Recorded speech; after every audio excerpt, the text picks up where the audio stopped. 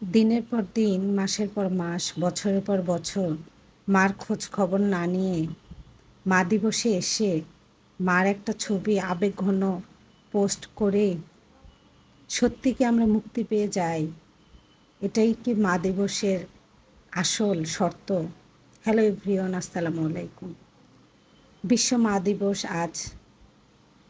আমি ছোট্ট একটা নগণ্য মানুষ। আমার পক্ষ থেকে সকল মাদেরকে আমার অন্তরস্থল থেকে তাদের জন্য অনেক অনেক ভালোবাসা। আসলে এই ভালোবাসা দিয়ে আমি কোনো মাকেই ছোট করতে চাই না।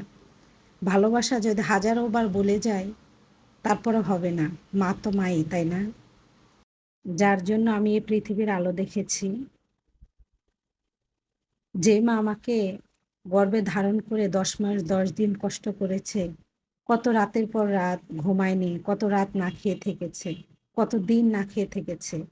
একদিকে লাথি মেরেছি, মা উঠে পড়েছে, আরেকদিকে লাথি মেরেছি। মার কলিজায় যে লাগছে, চোখে পানি ফেলে জায়নামাজে দাঁড়িয়ে বলেছে, মা, আল্লাহ আপনি আমার গর্ভের সন্তানকে ভালো রাখেন। সেই মাকেই শুধু আমি ভালোবাসা জানিয়ে কি আমার কর্তব্য দায়িত্ব এখানে শেষ? আমরা সন্তানেরাও না বছরের পর বছর, দিনের পর দিন মার খোঁজ খবর না নিয়ে মা দিবসে এসে মার একটা ছবি পোস্ট করে কিছু কথা লিখিয়ে আমাদের কি দায়িত্ব এখানেই শেষ হয়ে যায়?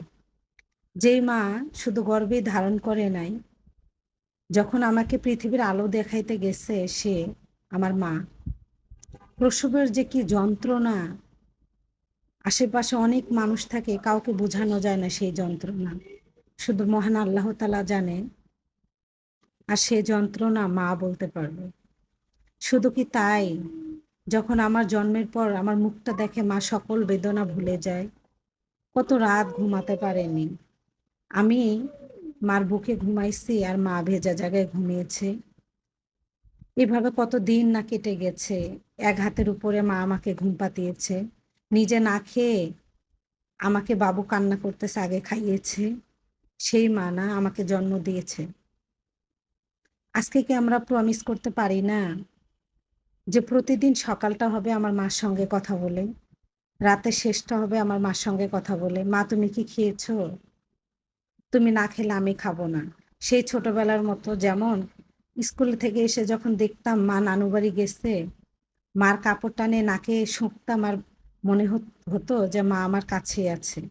সেই ছোটবেলাকে আমরা ফিরে যেতে পারি না, যেই দিন আমরা নিজেও খেতাম ওই হাতে মাকেও খাইয়ে দিতাম। মার কাছে কত বায়না, মা তুমি না খাইলে কিন্তু আমি খাবো না। মার হাতের লোকমার ভাতটা এত মজা, পৃথিবীর সবথেকে শ্রেষ্ঠ লোকমা। মা আমার চোখে পৃথিবীর সবচেয়ে একজন সুন্দরী মানুষ।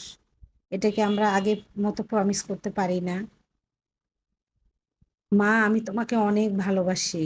মাই লাভ জাস্ট ফর ইউ মা। তোমার ভালোবাসার ঋণ আমি কখনোই শোধ করতে পারবো না। এটা আমার মা দিবসে প্রমিস।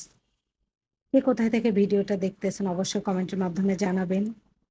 কেমন লেগেছে অবশ্যই জানাবেন। আমার কথায় যদি কেউ অজান্তে কষ্ট পেয়ে থাকেন, ক্ষমা সুন্দর দৃষ্টিতে দেখবেন। আমি আমার মনের আবেগটা প্রকাশ করার চেষ্টা করেছি, আর কিছুই না।